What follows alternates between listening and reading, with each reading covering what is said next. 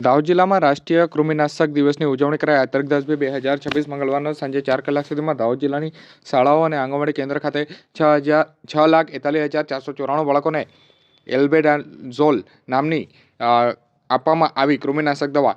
બાળકોના સ્વસ્થ ભવિષ્ય માટે સ્વચ્છતા અને કૃમિ નિવારણ અંગેનું જનજાગૃતિનું અસરકારક અભિયાન પણ આયોજન કરાયું હતું.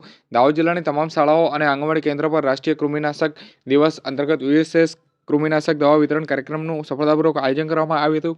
મુખ્ય જિલ્લા આરોગ્ય અધિકારી ડોક્ટર ઉદય તિલાવતના માર્ગદર્શન હેઠળ આયોજિત આ અભિયાનનો મુખ્ય ઉદ્દેશ બાળકોને આંતરડાના કૃમિથી સુરક્ષિત રાખવાનો અને તેમના શારીરિક તેમજ માનસિક વિકાસને પ્રોત્સાહન આપવાનો રહ્યો હતો. દાહોદ જિલ્લામાં કુલ 7,80,741 લક્ષિત બાળકોમાંથી શાળાઓમાં અને આંગણવાડી કેન્દ્રમાં 6,41,494 બાળકોને કૃમિનાશક દવા આપવામાં આવી હતી. દવા આપતા પહેલા અને બાદમાં આરોગ્ય કર્મચારીઓ દ્વારા જરૂરી માર્ગદર્શન આપવામાં આવ્યું હતું અને બાળકોને તબીબનું પણ ધ્યાન રાખવામાં આવ્યું હતું.